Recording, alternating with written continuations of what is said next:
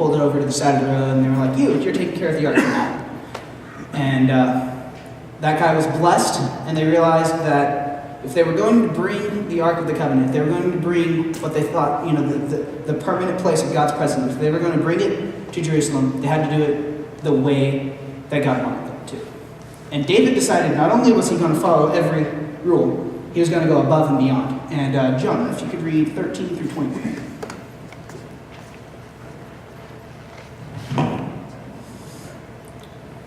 When those who were carrying the ark of the Lord had taken 6 steps, he sacrificed a bull and a fattened calf. Wearing a linen ephod, David was dancing before the Lord with all his might, while he and all Israel were bringing up the ark of the Lord with shouts and the sound of trumpets. As the ark of the Lord was entering the city of David, Michal, daughter of Saul, watched from a window.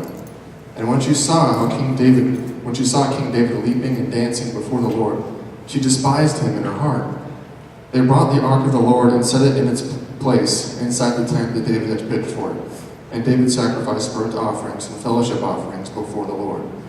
After he had finished sacrificing the burnt offerings and fellowship offerings, he blessed the people in the name of the Lord Almighty. Then he gave a loaf of bread, a cake of dates, and a cake of raisins to each person in the whole crowd of Israelites, both men and women.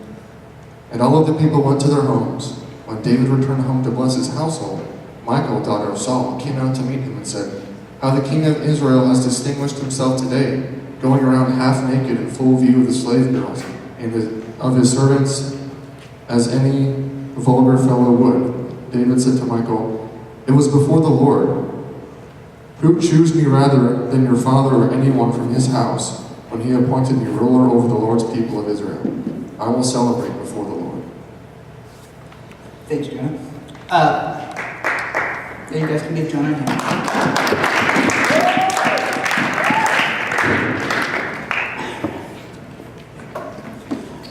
Okay, we have 3 things that I want to look at through this text. The first thing is I want to talk about stripping away who we are.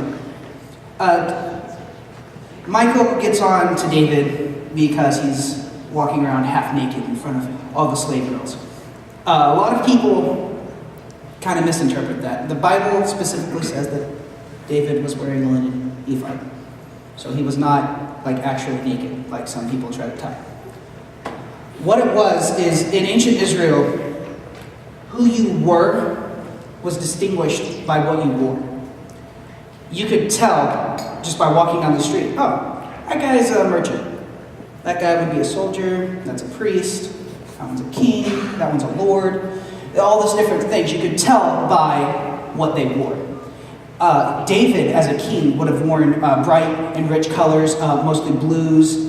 They didn't have purples yet, or the purples were even more expensive than you could afford.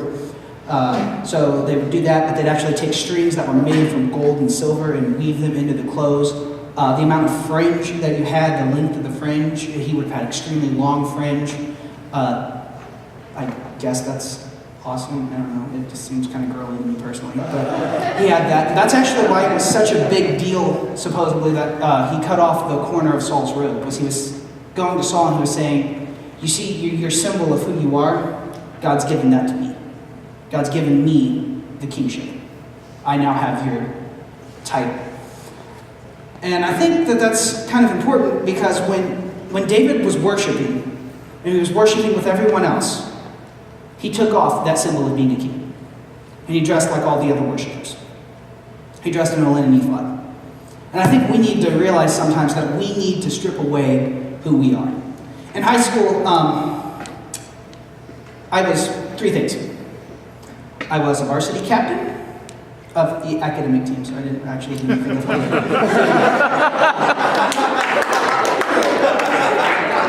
Andrew looked at me really funny. I went to high school with Andrew, and he was like, what? I was also the Willard High School Naval Junior Reserve Officer Training Corps Public Affairs Officer. Hello? No? Okay, we're good.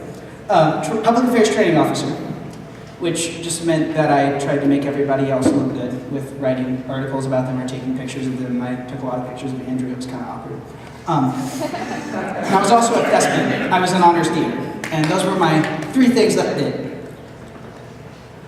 Well, That was my whole life when I was in high school. That, and then I was dating this one girl. Nothing else mattered but those 4 things. And I had to learn when we worshiped that who I was didn't matter. Who I was didn't matter. Who he was, that was what mattered. I had to take all the focus off of me and put it on him. I could go on that for a long time, but I'm going to go ahead and skip a little bit. And the second thing is be happy in worship. Like, sometimes, have you ever been in service and you're sitting down and you're just like, oh, we're about to worship.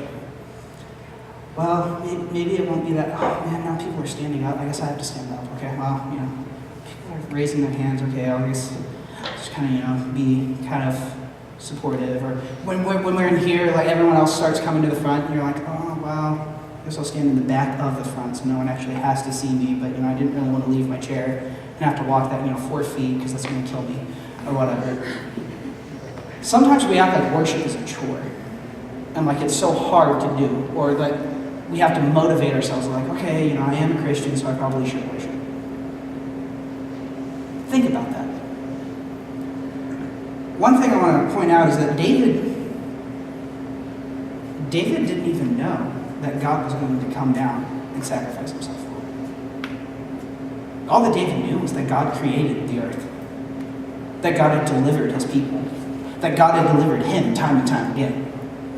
But he didn't know that God was going to come down and live a life that was spotless and perfect. And then he was going to sacrifice himself and die. And then come back from the dead for us. And we know that, and we don't want to worship. 2 things about the way that David was worshiping. In Hebrew, the words talk about leaping and twirling and spinning and shouting and running. He wasn't just passive. David was not a passive worshiper, and David didn't worry about other people's reactions. I'm not telling you that we need to start running around the aisles or rolling on the floor. I'm not telling you not to, necessarily, because there are some churches that do that. But I am telling you that we need to start being passionate about how we worship. For me, some people look at me weird when I worship because I'm from Africa. In case you didn't know, I grew up in Africa for 14 years. And sometimes when I worship, my inner black man comes out. And I start to kind of bounce a little bit and stuff like that. Kevin, when he worships, his inner white man comes out. So it's a little different. We should show through our actions that we care about why we're worshiping. Our worship, if we truly and completely committed to worshiping God for who he was, and we were truly passionate, do you imagine how much of a paradigm shift that would be? You guys understand what a paradigm shift is? Yeah. Okay, I'm going to explain it because there's only one yeah. Okay, a paradigm shift is where everyone thinks this one way, and then all of a sudden there's one discovery or one event that completely molds and changes everything. The first time I ever heard that used was talking about Isaac Newton. So Isaac Newton was supposedly sitting under this tree, and this may or may not be an actual account. Some people debate on whether it actually happened. And he was sitting under a tree, and he got hit in the head with an apple. What goes up must come down. He discovered gravity. From then on, paradigm shift. Everyone thought differently about the way the world worked. Okay, you guys understand that now? So if we wanted to worship that way, can you imagine how the world would just shift on its axis? If even just in this room, we changed how we worship. Our worship should be more about what we can give than what we can gain. Does that make sense? You guys are really quiet now. I told you we'd get out of here faster if I could hear you. So. Does that make sense? Yeah. Okay. See, like I said, David didn't know that Christ was going to come and sacrifice himself for us. The most passionate people that I've seen worshiping God were back in Africa. People who, that week before, had family members killed in the streets because they were Christians. That week, people who had run and hidden in caves to to hide from people trying to kill them because they were Christians. That's the kind of passion we need to have when we worship, is that it doesn't matter what the world is throwing at us. It doesn't matter what other people think. We're worshiping God, and it doesn't matter what they think. It matters what He thinks. You see, more Christians have been martyred just in the 20th century than all 19 centuries before. Every 24 hours, 480 plus people are martyred because of their faith in Christ. Since the death and resurrection of Jesus, an estimated 70 million people have been killed for their faith in Christ. Since 9/11, 10,000 people have died just in my home state, Nigeria. And billions of property damage have happened. 500 churches in my state have been burned. Yet they still worship God. What's our excuse? My last thing is that worship blesses others. Sorry, I'm about to lose my voice here. Talks about David blessing others, and physically and verbally. He kept throughout it. Afterwards, David said he gave him news. And I have the King James up here. I'm sorry, it's a little different thing I do. But it talks about he gave him a flagon of wine, and he dates, and gave him cakes, and all this different stuff that he gave him. So every single man and woman, it wasn't just every family got one. It was every single person got this meat, got bread, got figs. And he kept blessing others around us. Our worship should bless others around us. It shouldn't be just us sitting there and, okay, God, what can you give? What can you give me? What can I give you? And what can I give others? There's two types of others that I can think of. The others that are Christians, the others that follow Christ and love Him and are committed to Him, and those who are not. The Bible talks about, right before Jesus left, He said, "By this will they know that you are my disciples, that you love one another." The world looks at us, and if we're loving each other, they understand, they follow Christ because they love each other. Also talks about in Proverbs, talks about these 6 things that God hates, and the 7th one is an abomination. An abomination is disgusting. He hates it. The 7th thing that it talks about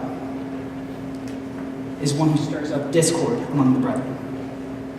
So, someone who breaks up that unity, that fellowship, whether through gossip or maybe they just don't like this person, so they exclude them, or whatever it is. They're stirring discord. They're breaking up the fellowship. So think about that. When we love each other, the world sees that we're Christ's disciples. When we don't, God is disgusted by our actions. There's not a whole lot of leeway with that statement. We need to desire to reach the lost.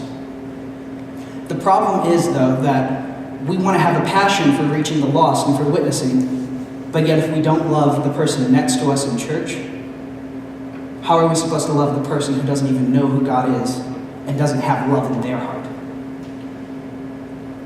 I want you guys to think about that, because your actions are worship. How you act and how you live, that's worship. How you reach the lost is worship. 40% of the world, of this human population, does not have a single Christian friend. 1 out of every 3 people do not know a Christian. That's another way to look at that statement. Our worship should bring us into contact with people who are lost. And our worship should bring us to a point where we want to pull them out of that darkness and into the light of His love. So I'm concluding now, and if the worship team wants to kind of start heading this way, I want to give you guys this challenge. Strip away your identity, replace it with a focus on the Holy One. Be happy in worship, not passive or self-conscious of others watching. Bless others, love and follow believers, and serve God by being a light. Paul said, "Greater love has no man than this, than he who lays down his life for his friends," as a sacrifice. God did that. How many of you seen that Julian Smith video, Hot Kool-Aid? Anybody? Okay. Wow. Okay. I'm going to explain it. Don't worry. What it is there's these 2 brothers, and one walks into the kitchen, and the other one said, "Hey, look, I made this for you." And they're using British accents, and mine is horrible, I'm sorry. And so they're just like, I made this for you. I told you it's horrible. And they're going back and forth, and he's like, well, I don't really want to try this because it's hot Kool-Aid that just doesn't sound good. He's like, no, I made this for you. I made it specifically for you. He's like, but I don't really want it, And he's like, no, I made it just for you. And he's like, but I don't want it. And he's like, yes, you did. No, I don't. Yes, you did. No, yes, you did. No, I made this for you! He just screams at him. I kind of wonder how often that God feels that way about us. He says, John, do you see that I came down from heaven? He says, do you see that I came down and I became a baby? I lived a life that was spotless and clean. I did all these miracles to show people who I was. I was taken to a cross and I was nailed on it. My hands were spread wide. My back was ripped open. Crown of thorns was ripped into my forehead. I suffocated to death. I rose from the dead so that you can live again. You see this sacrifice? I did this for you.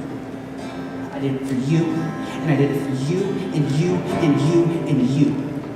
I did it because I loved you. Now worship me, and in worshiping me, make disciples.